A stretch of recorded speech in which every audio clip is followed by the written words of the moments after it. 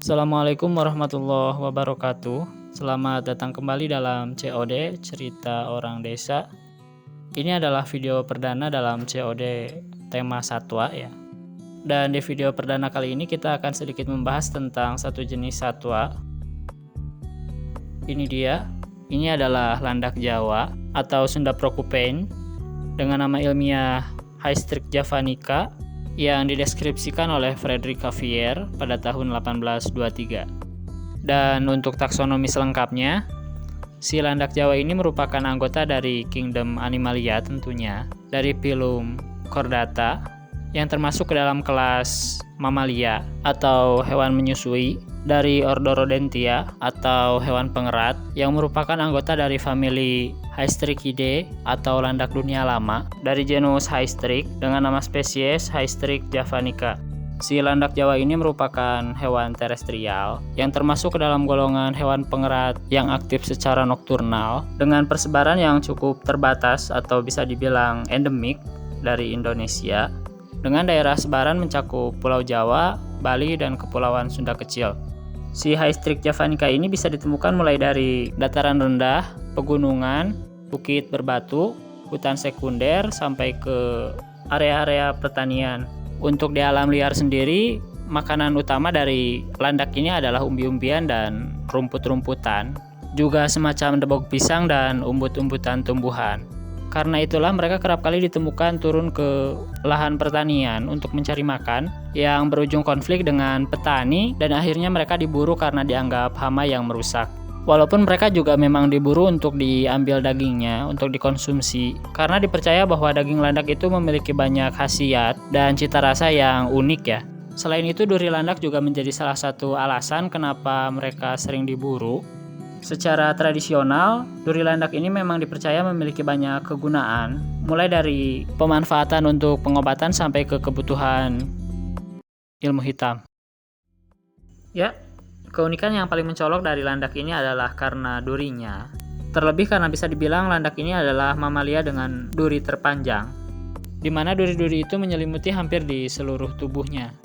Sebenarnya duri landak adalah modifikasi dari bulu atau rambut mereka yang berfungsi sebagai sistem pertahanan otomatis dari serangan pemangsanya.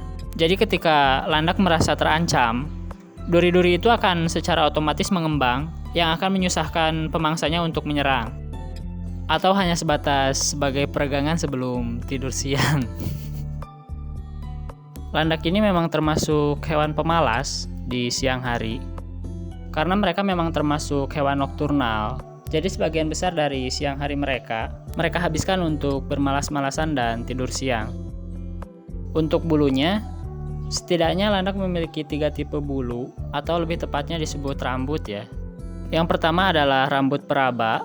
Rambut ini bertekstur halus dan berada di sekitaran hidung dan pipi landak yang terkoneksi pada saraf-saraf yang responsif terhadap rangsangan seperti sentuhan atau gerakan. Kemudian yang kedua adalah rambut halus. Rambut ini terdapat di seluruh permukaan tubuh landak, kecuali di mata, mulut, hidung, dan daun telinganya ya. Rambut halus ini berfungsi sebagai pelindung landak dari udara yang panas atau dingin, agar suhu tubuh landak tetap stabil. Dan selain itu juga berfungsi sebagai reseptor sensoris ya. Kemudian rambut yang ketiga adalah duri landak itu sendiri. Ya, duri landak ini adalah modifikasi dari rambut yang mengalami pengerasan dan pengkakuan dalam evolusinya, yang dirancang sebagai pertahanan diri bagi si landak. Duri-duri ini terdapat di hampir seluruh tubuh landak, terutama di bagian atas, di setengah badan ke belakang ya. Bertekstur keras, kaku, dan tebal, berwarna hitam atau belang hitam putih, dengan panjang hingga 20 cm. Duri-duri ini tumbuh dari dalam kulit dan menancap seperti bulu-bulu pada unggas, dengan karakter yang juga hampir mirip dengan karakter tulang bulu burung, hanya saja lebih kaku. Pangkal durinya ini tersambung pada jaringan otot, sehingga ketika mereka merasa terancam, otot-otot ini akan bereaksi dan menarik duri-duri itu ke dalam posisi berdiri. Dan seperti juga pada unggas atau hewan lain, duri-duri ini juga mengalami kerontokan, yang juga menjadi ciri atau jejak di suatu tempat terdapat populasi landak ya.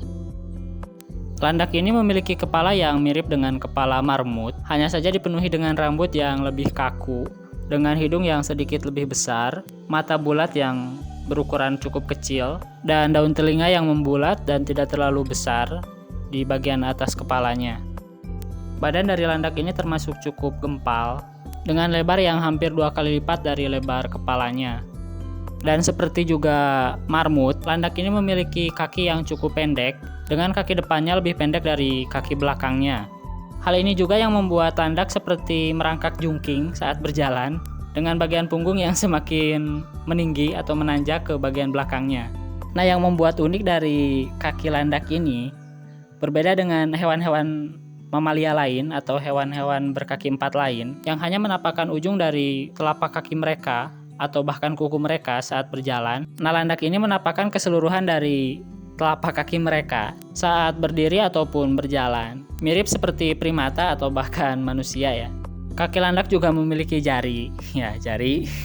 Di mana jari-jari mereka ini dilengkapi dengan cakar yang cukup tajam, yang sekilas mirip dengan cakar yang dimiliki oleh beruang ya, dengan kuku yang tidak terlalu panjang tentunya.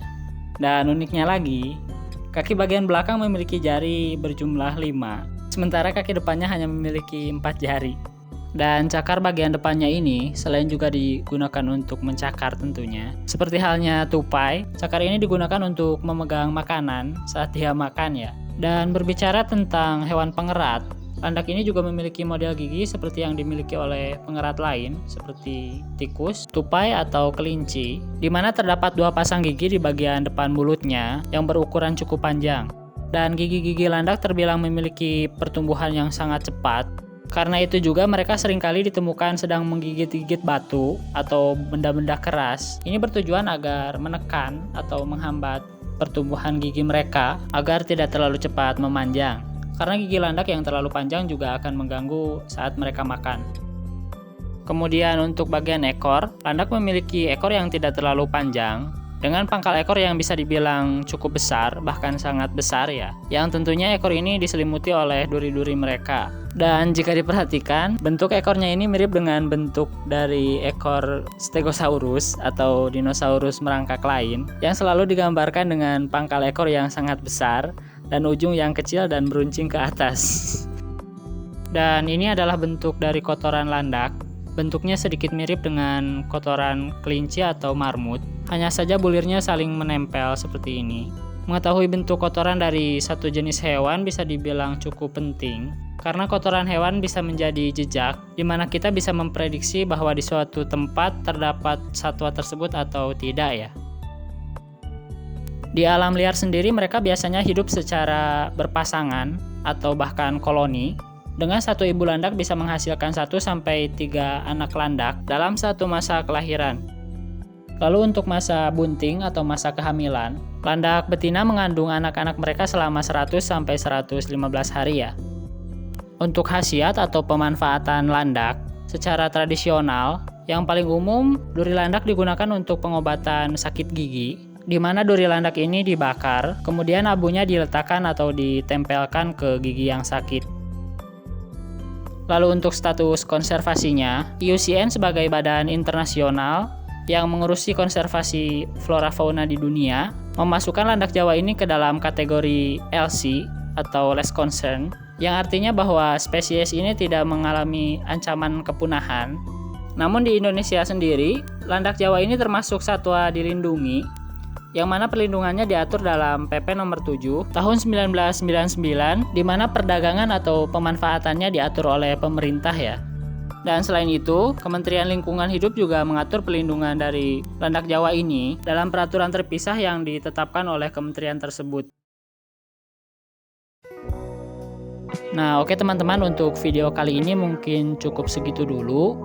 Untuk kritik, saran, masukan, atau komentar apapun bisa langsung ditulis di komen di bawah. Dan salam sukses, salam edukasi, dan wassalamualaikum warahmatullahi wabarakatuh.